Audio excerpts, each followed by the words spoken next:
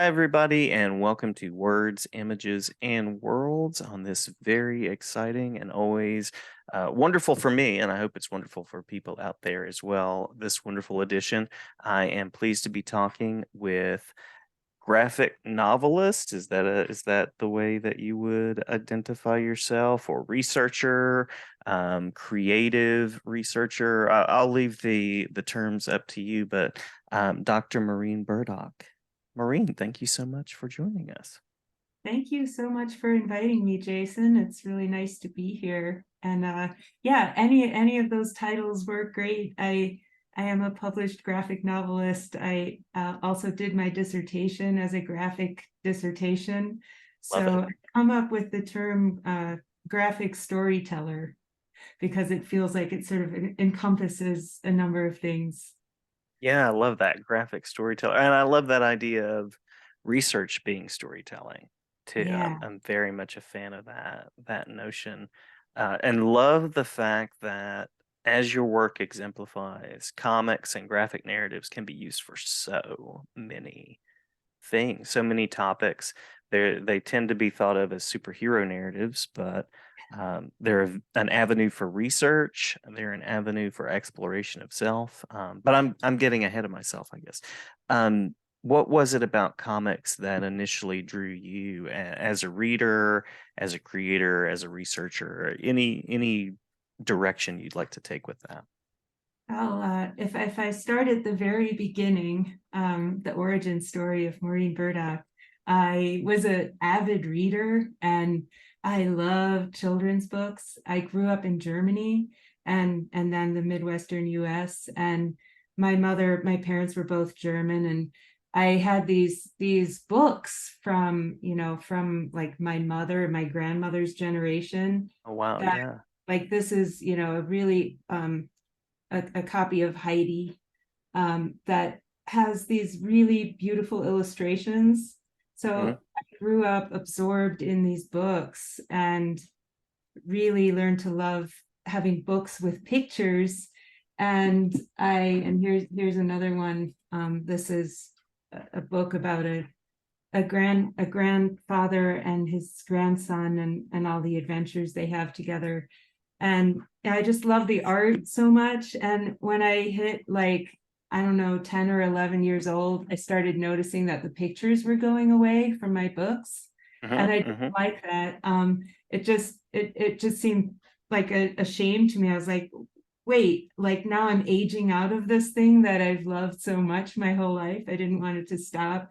I started reading these comics, like especially these little Mickey Mouse comics that Yeah. are published in Europe, and they're just like these full-on adventure stories of Mickey Mouse and Goofy and Donald Duck, and then Asterix and Obelix, the German version of the French um, uh, bande dessinée. And but then when I was older, like in my 30s, I got really I was activated by a number of artists, including Diane DeMassa and Phoebe Glockner and Jennifer Camper, Roberta Gregory, and the Comics Underground, Mhm. um, and really felt a kinship with them politically. So really far afield from Mickey Mouse and the Disney comics that I grew up with, but I could see the potential comics have for activism, for Mhm. activating people, and for talking about more difficult and complicated issues. So that's the progression. That's my timeline, my personal timeline of how I got grabbed by the form. It's so interesting as someone who's grown up and lived in North American culture, the culture of the United States and Southern United States. Um, Comics are seen as such a limited avenue, such a limited medium. I mentioned superheroes, but the bande dessinée and manga, I mean, those are approaches that are valued around the world Yeah. at such a range of ages. So it's so interesting. And we even put like special terms on it, so it's not called comics at a certain level. It's kind of interesting Yeah. how that hierarchical notion is put on the medium. Um, Yeah. think it was Lewis Carroll who said, the author of Alice in Wonderland, who said, what good is a book without pictures and conversations? And Yeah. I think if he was alive today, he probably would have been a graphic novelist or a graphic storyteller. I like to think that, Oh because his yeah. work Oh was my just so goodness. visual. Uh, that just makes me wish that there was such a thing as a Lewis Carroll graphic novel by Lewis Carroll. Yeah, Right? yeah, Yeah, yeah. absolutely. That would be so amazing.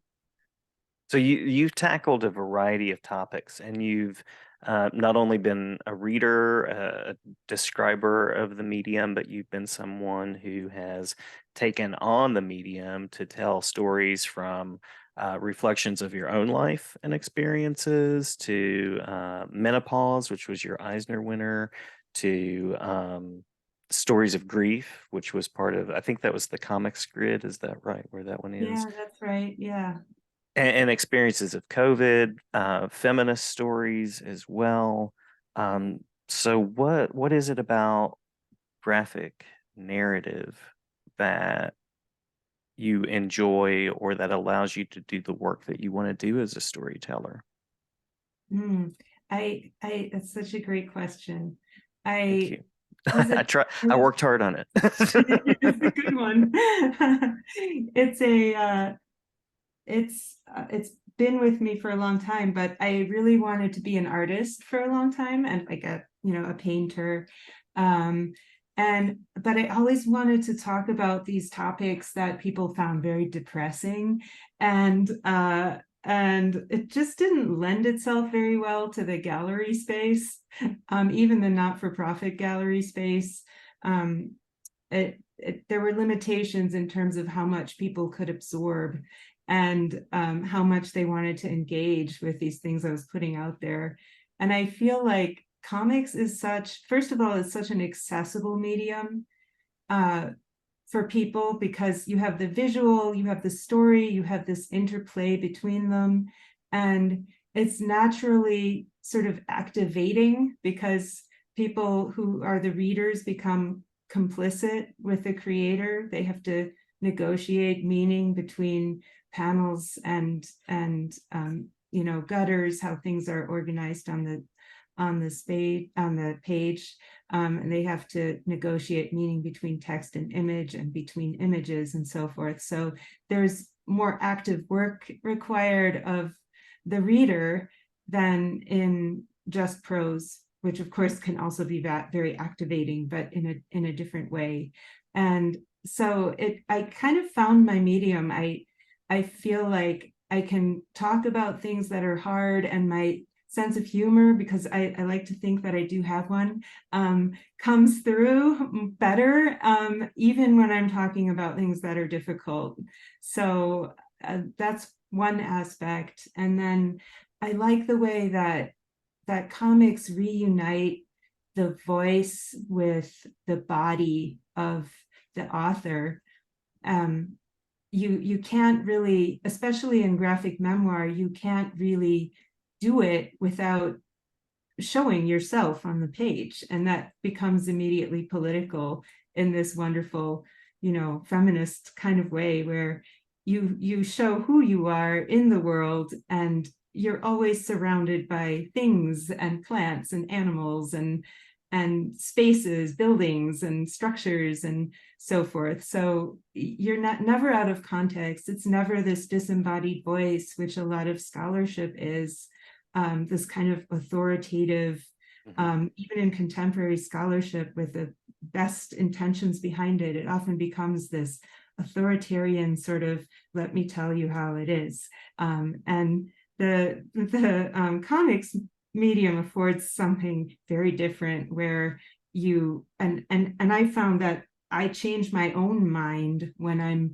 drawing, because I take these things that I've felt for a long time or believed for a long time that are deeply entrenched, and I draw them, and suddenly I've materialized this thing, and I have evidence for my own beliefs, and it causes me to reconsider. It often causes me to reconsider, and complicate my own belief systems and so forth. So I find it a very humbling medium. Mhm. partly because of what I just said, and partly because it also is so difficult and labor intensive and causes you to slow down and really, really look, literally look at Mhm. things. So yeah, those are some of the reasons why I decided to do my dissertation as a graphic memoir too. Very, very well said. Very well said. And I love the balance of what you're saying there between, you mentioned accessibility, which I think sometimes gets confused with simplicity. Yeah. Accessibility doesn't necessarily mean simplicity. And as you talk about that, thinking about changing your perspectives, thinking about the work intensive nature of graphic narrative, there's definitely there are levels, there are layers, and so I think sometimes accessibility gets mistaken for childlike or for children. And they're wonderful translinguistic texts. They're wonderful texts that reach across generational barriers and barriers of experience. So just this, that's not really a question. I just wanted to kind of echo what Yeah. you were saying there and Yeah, appreciate it yeah, yeah. a little It's bit. true. Yeah. Yeah. It crosses all sorts of borders. The comics form can cross all kinds of borders. And in fact, the people who got me really interested in making comics are a group of Mexican artists from Juarez. And I met them at a border book festival, and they invited me to collaborate with them and have an exhibition in their gallery space in Juarez. And that was back in my mid-30s. And I saw what they were doing with comics, and they were really reaching a lot of people and making a difference in their community and across the border. So they were really inspiring to me, and I could I could see how, you know, you could indeed reach across various borders. So yeah.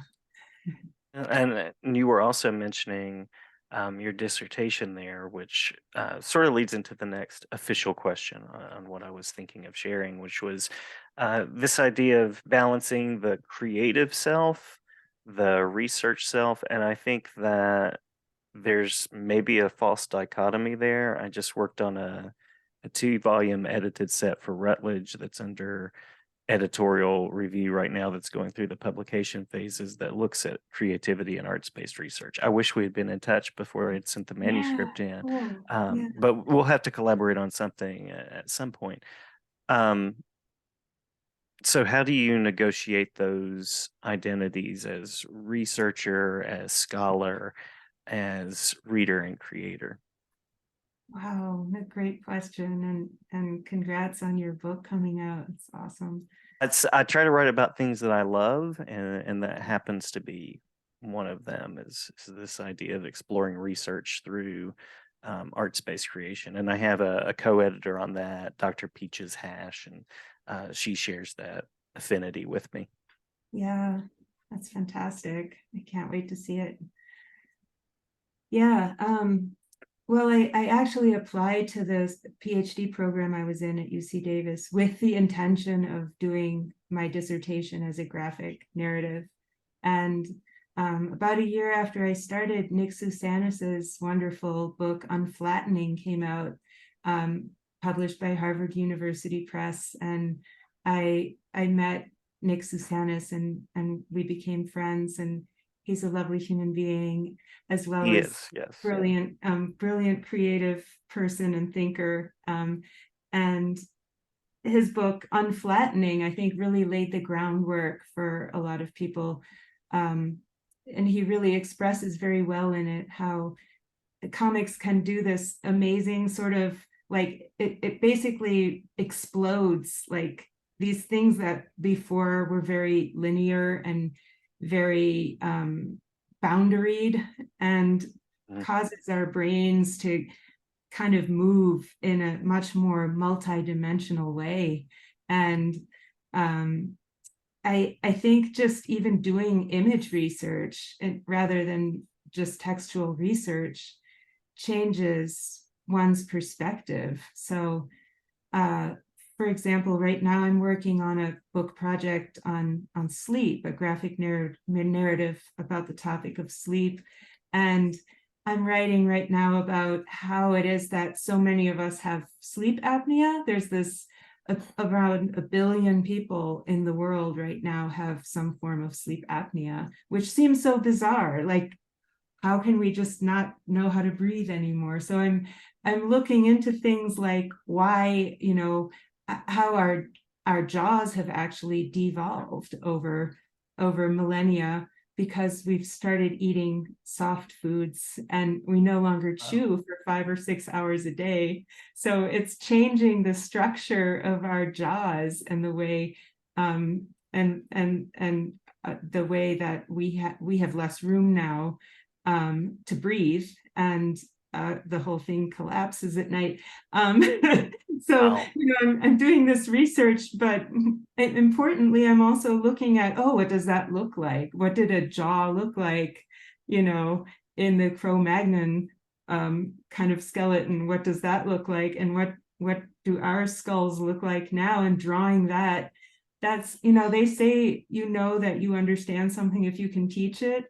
I think Mm-hmm. even I think that's true, and I think equally or even more so, you really understand something when you can draw it, because you have to understand it from multiple angles, from multiple directions. And so, yeah, it changes the research, right? And it slows it down. It forces you to think longer, harder, because just the amount of time that's involved with it. Wow, and looking forward to that work. One of the last questions I always ask is upcoming projects, questions you're currently pursuing. So that gets right at that question of the things that are happening right now, because I haven't mentioned the titles, but Queen of Snails Yeah, is the memoir for folks that want to check it out. I have There my it is. visual aid again here. Love it. Yeah, yeah, The love Queen it. of Snails, yeah. And there's something about the memoir, the graphic memoir, that I love it. Um, you have the COVID piece that you've written as well. Mhm. You're part of multiple anthologies. I want to make sure I get the titles right here as well. Feminist Fables Yes. and Menopause. So any other titles that I did not mention that you would like to share about that might be part of your visual collection as well? Yeah, that's you got them all. You did your research really well, Jason. Try, Uh I try. Well, you make yeah, it easy. You have a wonderful website where I was able to learn more about your work, and you have your Vita there and all of that. yeah. So for folks that Yeah, want to check out more about you, that's a wonderful space as well. yeah, thank you. Yeah. And I've written a few pieces, scholarly articles about comics as well. So those are there on my website too, for anyone who's curious about Lots to unpack there. Lots to what unpack. comics do and why we make them and how they're useful, especially in the context of research and scholarship. Very true. Very true. All right. So any other spaces that folks can go, any upcoming events or anything that you'd like to mention in our last few minutes of the interview? And I'll also mention I talked with Nick Susanis for an edited collection. It was Study and Scrutiny. It was an edited issue. And he also started a PhD program with the intention of composing in graphic form. And now we have Kay Sohini, if I'm not mispronouncing Dr. Sohini's name. And so this is a wonderful growing avenue of scholarship and expression that I hope we see even more of. Yeah, yeah. Thank you. Yeah, I have a couple things I can say. There's my website, of course, which is easy to find. It's just my name, maureenburdock.com. And my new project on sleep has a link to a crowdfunder. I'm under contract with Graphic Mundi for that book. And I'm also raising funds just mostly to buy myself time where I can focus on that project. I also do freelance illustration and develop graphic narratives for clients. And then I'll be at ALA in 3 weeks in Chicago if anyone is going.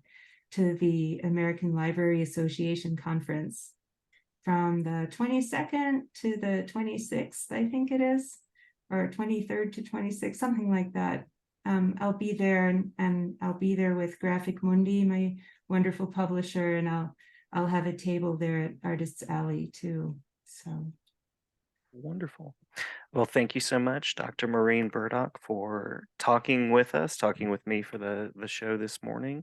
And always glad to read your work, always glad to follow what you're doing, and always glad to share about it. I hope that listeners out there will check out your website, check out your work, and I hope that this also inspires researchers, creatives, authors out there to think about maybe representing their own stories and lived experiences, not just in graphic novel, but in whatever medium that feels best. And I think there's definitely growing space for that kind of researched creativity.